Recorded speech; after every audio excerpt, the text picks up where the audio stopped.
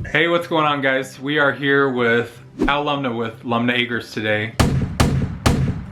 Really excited about his story, the content that he's been doing, and let's get right into it. Let's say hey to Al. Al, what's up, man? What's up, modern steaders? What are you up to today? Oh, we're working on our concrete desk project in the basement, getting that ready for Gina to start antiquing it. Well, we just have a few questions for you today. I know you're jam-packed with your schedule, but I just wanted to ask you a couple questions.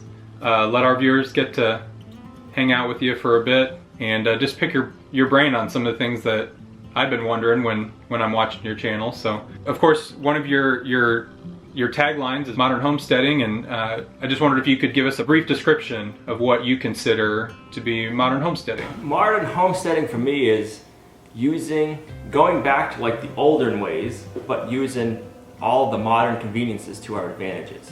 So like we have electric poultry netting, we have running water, we have propane burners, we have stainless steel pots.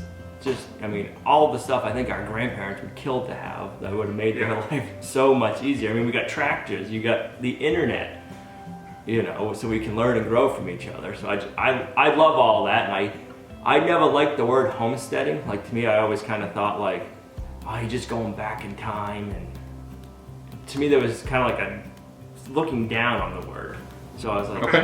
When I was thinking about it, I'm like, to me it's not just homesteading, it's modern homesteading. I don't want to go back to hoop skirts and pumping my water from a well, and I want to have all the modern conveniences we have, but be able to do homesteading and grow the best food that we can for our family and all of our friends.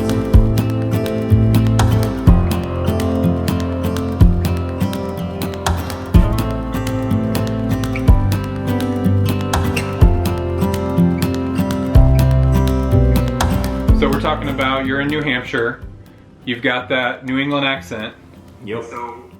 So you're from that area? I'm from Massachusetts. Okay. And so why homestead in New Hampshire? How'd you end up there? I came up here in high school. My friends that had a camp up here, and we'd go snow machining. And I just fell in love with the scenery. You have all the mountains everywhere. It's just beautiful. And then after I graduated high school, I said, now's the time to try going. If I'm gonna move away from home, I'm gonna do it now. So I moved up here, met my beautiful wife. We were up here till 2012, and then we moved back to Mass. Okay. We didn't like it. The heat and the humidity is the biggest reason we came back up here. We don't have the humidity in the summertime. Now, do you feel at a disadvantage when you're seeing all these other homesteaders or YouTube channels when they're growing year round, or they're anything that they're doing that are further south from what you're able to do with the amount of snow and the cold weather you get up there? I am jealous, especially this time of the year when I'm watching everybody else's channels and they got green grass and they're out in t-shirts running around in bare feet. But I like winter. It gives us a time to not unplug, but to relax a little bit from all the outside projects and recoup and enjoy the weather. And you're finding plenty of things to keep you busy inside regardless, so. That's the thing, like we don't, because I've been thinking about that a lot. Like a lot of people, especially deep south, they have to take the summer times off from being outside or growing. To me, the summer times when I want to be outside and enjoying it. So if I have to not enjoy a season, I'd rather have it be the cold and be inside during the winter than have the heat and the humidity from the summer. That's fair enough. Do you have any, you just had a video the other day that was like being out in negative 40 degrees. We've had it pretty bad this winter too, but I just can't imagine just trying to keep your animals alive, and does that stress you out at all? No, the animals are very good, as long as you acclimate them to it. Like we don't heat our chickens, we don't put heat for the animals, because if you do, your animals aren't getting acclimated to the temperature. So God forbid if the weather something bad happened and you lost power, and say when it was negative 40 out, if you didn't have electricity to heat your barn or a heat lamp, your animals would die because they weren't used to it. So like our pigs and our chickens, we just give them more hay when it gets that cold out, and they'll just go and they'll bury themselves deeper in the hay and they stay nice and warm. You go out there, you touch their ears, you touch their body, they're hot. They're not. Okay. They'll just stay in their little pen and just look at you. Yeah, I'm not coming out. give me some more food.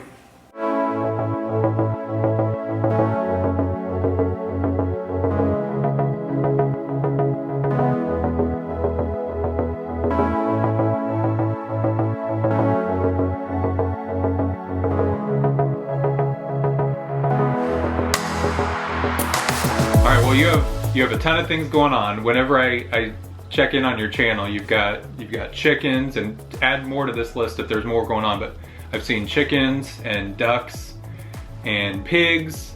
You've got your garden most of the year. You're already working on what you're gonna plant this next year. You've got your off-grid kitchen. You're building your root cellar. You've got your other projects like your desk you're working on right now. Other big project we did last year is we built New York City. Yep, your mobile tractor, that's right. So when I see your channel, I always am so intimidated because you're doing so many things. In my mind, I'm thinking as a new homesteader, how in the world could I possibly do all of the things that Lumnah Acres does? Do you have any advice, or if you think back to when you started, because I think I heard on another interview you did with like Dirt Patch Heaven where you said you've been doing this for maybe 10 years? Yep. And so when you started, what was it that got you moving?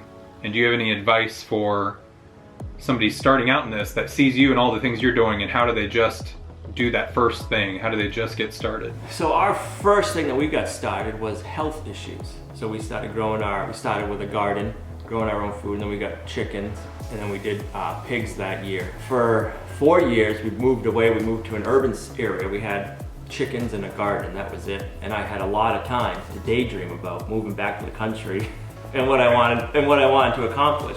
So I almost feel like I'm behind because we've left 2 different houses behind and started projects. So now I'm like, I gotta get myself caught up to where we were at the other places at our new spot. So that's why last year was a big project and building year. So I'd say the first thing, you only gotta pick a few things that you wanna do.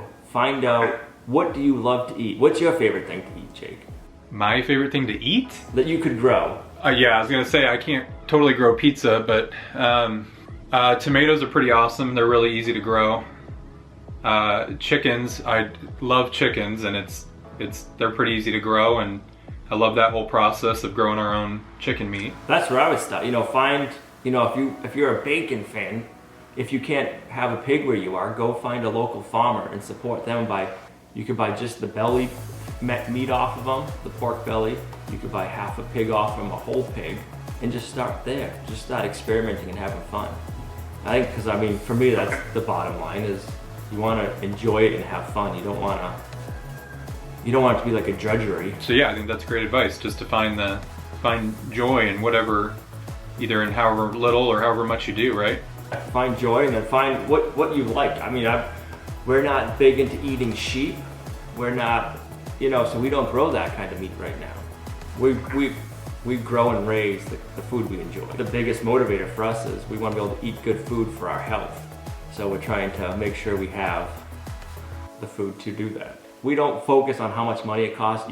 If you want to buy cheap food, that's not what we want to do. But we couldn't buy the quality of food that we're raising here and afford it. So if you want to buy cheap food, your best bet is to go to Walmart. But if you want to have good, high quality food that you can afford, you need to grow it yourself. I think I always leave that part out when I talk about that. Did you have that mentality at some point? I know for a long time, that's, when you got a tight budget and you're thinking, or I talk to a lot of people that'll say yeah, I'd love to do that. I just can't afford to do it. What do you say, or what do you think to that type of mentality? I just have to laugh because most of that's priorities. What do you spend your money on? I think some people give us a hard time because we did the outdoor kitchen and we did the root cellar. And people are like, oh, that's expensive. But how do you do that? I just laugh. Yeah, it is expensive, but that's a priority for us. We're not going to Disney World. We're not going out to eat. We don't spend our money on that stuff. We focus it on our homestead and our health at that fact. Do you ever get overwhelmed with the amount of stuff, or do you just, where are your thoughts when you've got different projects going on? Do you enjoy having a lot of different irons in the fire, or do you ever get stressed out or overwhelmed with the amount of things you take on at once? I get overwhelmed and stressed about some of the stuff we have going on here, but I just try to look at the bigger picture, why we're doing it, or what's the outcome gonna be? Like last year, we got to use the outdoor kitchen for our pig harvesting class, which was awesome, but we didn't use it for anything else because it wasn't finished for that, and it took away from our garden. But it was kind of like, oh, we didn't have a good garden. And you've got another pig harvesting class coming up, right? Do you still people go to your website to sign up for that, or is it already filled up? Nope, it's not filled up yet, and they're gonna go to Hand Hewn Farms website. That's right. Okay. If you want, I'll send you a link, and you can put that in the video description.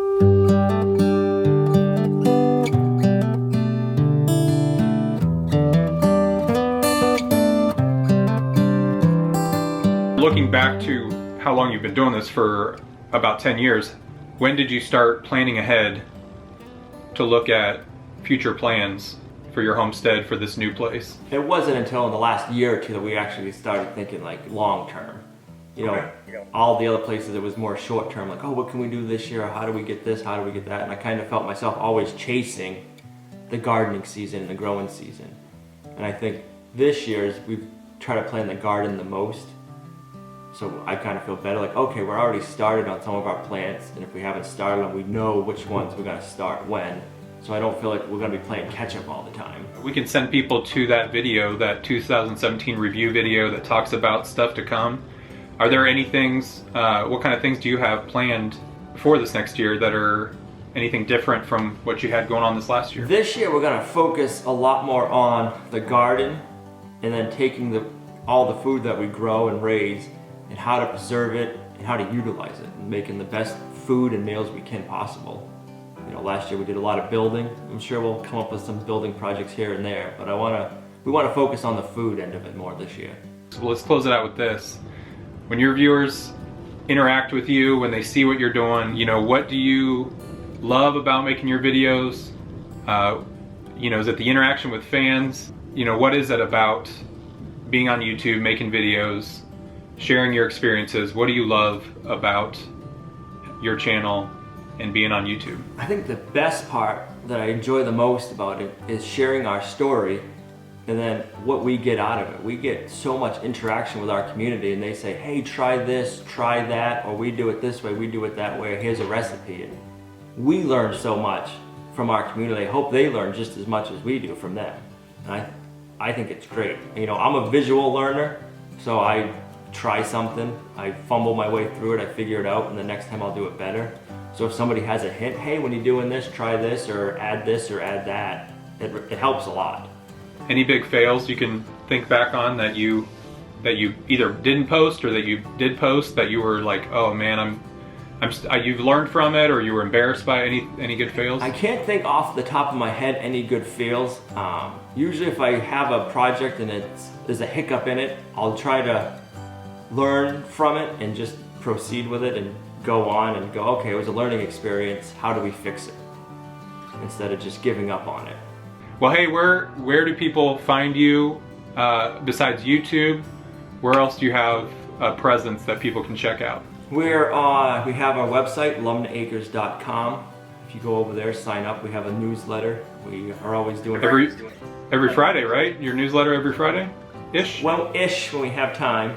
We're doing a big giveaway. When we hit 20,000 subscribers, we're giving away an automatic chicken plucker.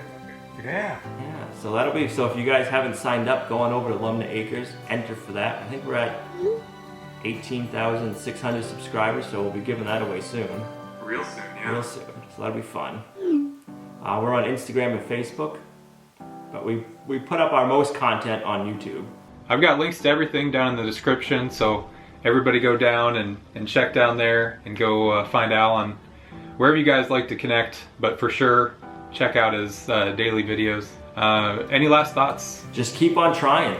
If you fail at something, it's not a failure, it's a learning experience. Don't give up. Amen. Well, Al, we really appreciate your time. Thank you for coming on with us. Thank you for having us, Jake. It's been fun.